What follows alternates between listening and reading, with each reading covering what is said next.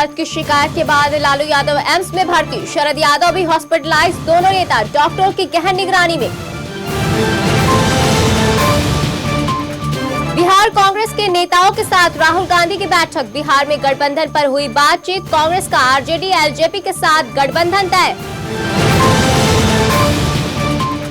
अंतिम दिन भाषाई हंगामे के साथ झारखंड विधानसभा स्थगित, जेवीएम विधायक प्रदीप यादव के बैलगाड़ी लेकर विधानसभा में घुसने पर 6 मार्शल सस्पेंड। बयातू दुष्कर्म मामले का दूसरा आरोपी विजय तिर्की गिरफ्तार, कई संगठनों ने रांची बंद लिया वापस, फास्ट ट्रैक कोर्ट में होगी सुनवाई।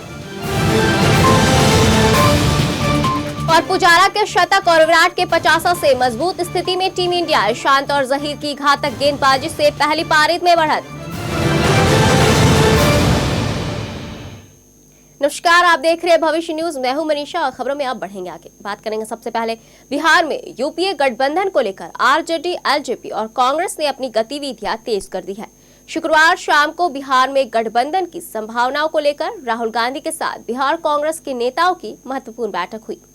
बिहार प्रभारी सीपी जोशी, प्रदेश अध्यक्ष अशोक चौधरी, विधायक दल के नेता सदानंद सिंह और पार्टी प्रवक्ता संजय सिंह ने आरजेडी से गठबंधन को लेकर तमाम पहलुओं पर राहुल गांधी से बातचीत की।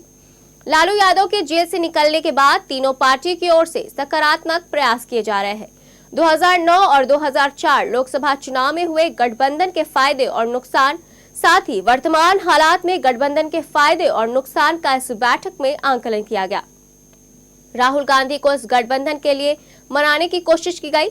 चूंकि राहुल ने दागियों को बचाने वाले अध्यादेश को फाड़कर भ्रष्टाचार के खिलाफ अपने कड़े रुख को दिखाने की कोशिश की थी, इसलिए राहुल के रुख को इस गठबंधन के लिए सबसे महत्वपूर्ण माना जा रहा है।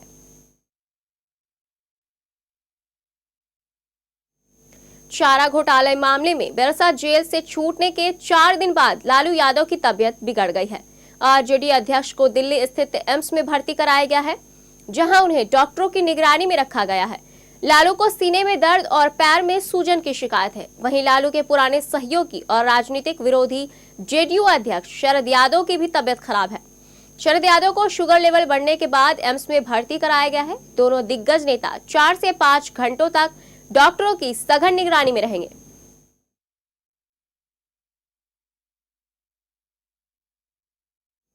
झारखंड विधानसभा में भाषाई मतभेद के सवाल पर जमकर हंगामा हुआ। विधायक ने मंत्री गीताश्री के उस बयान पर ऐतराज जताया जिसमें उन्होंने कहा कि भोजपुरी और मगही को टेट से हटा दिया जाए। जैसे ही सदन में प्रश्नकाल शुरू हुआ, विपक्ष ने इस सवाल को उठाया। इसके बाद हंगामा शुरू हो गया। पहले 10 मिनट के लिए सदन को स्थगित किया गया। उसके बाद फिर कार्यवाही शुरू होते ही विपक्षी सदस्यों ने हंगामा शुरू कर दिया। 12 बजे लंच अवकाश की घोषणा करते हुए सदन को 2 बजे तक के लिए स्थगित कर दिया गया। इसके बाद फिर सदन की कार्यवाही शुरू हुई। वहीं जेवीएम के विधायक निजामुद्दीन अंसारी और बीजेपी विधायक हरिकृष्ण सिंह ने इन्हीं मांगों को लेकर विधानसभा के बाहर धरना दिया। जेवीएम विधायक स्थानीय नीति के बिना किसी भी नियुक्ति का विरोध किया और धरने पर बैठ गए। इसके बाद सदन अनिश्चितकालीन के लिए स्थगित कर दिया गया। इस सत्र में कुल 706 प्रश्न पंजीकृत किए गए, जिसमें कुल 88 अनुसूचित प्रश्न, 307 तारांकित प्रश्न एवं 192 अतारांकित प्रश्न लिए गए।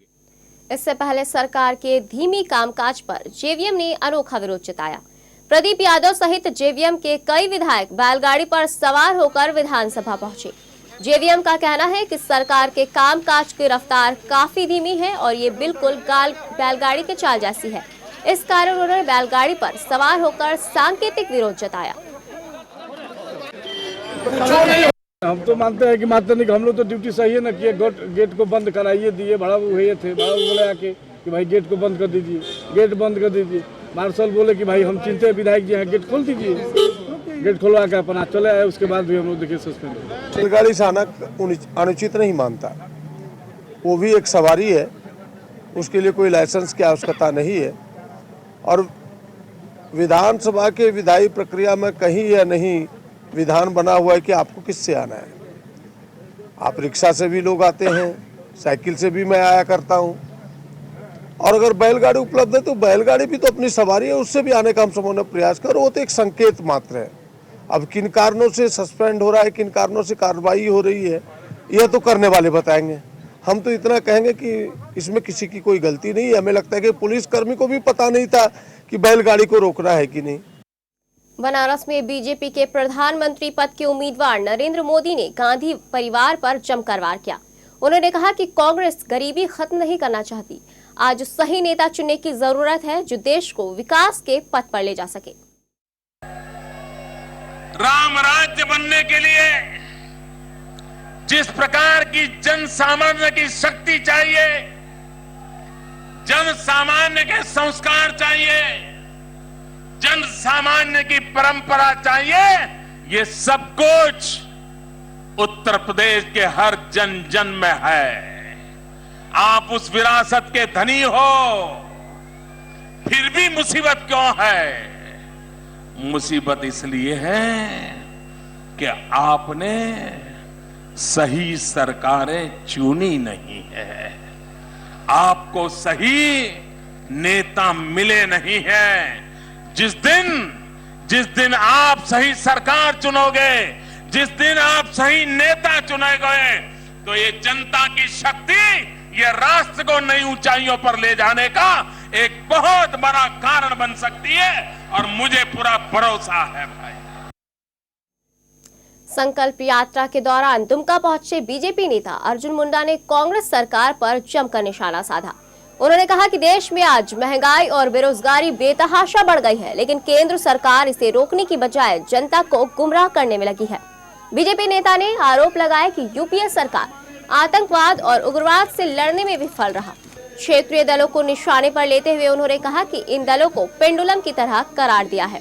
उन्होंने लोगों को 29 दिसंबर को रांची में होने वाली नरेंद्र मोदी की रैली में भाग लेने के लिए आमंत्रित किया।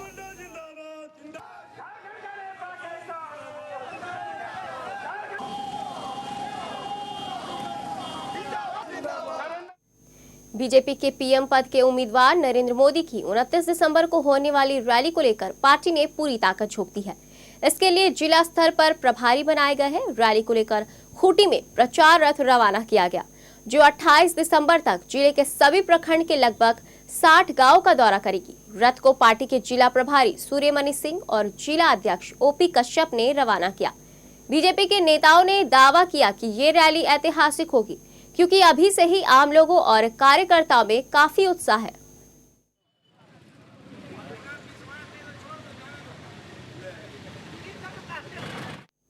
नरेंद्र मोदी की रैली की सफलता को लेकर भाजपा प्रदेश अध्यक्ष रविंद्र राय ने गिरिडीह में कई स्थानों पर नुक्कड़ सभा की। उन्होंने गांडे के महोदा मोड़ में कहा कि भाजपा झारखंड को राजनीतिक शून्यता और देश को गूंगी सरकार से मुक्ति दिलाना चाहती है, और इसके लिए ही परिवर्तन की लड़ाई लड़ी जा रही है। लोग 2014 के लोकसभा और विधानसभा चुनाव में भाजपा का साथ दें।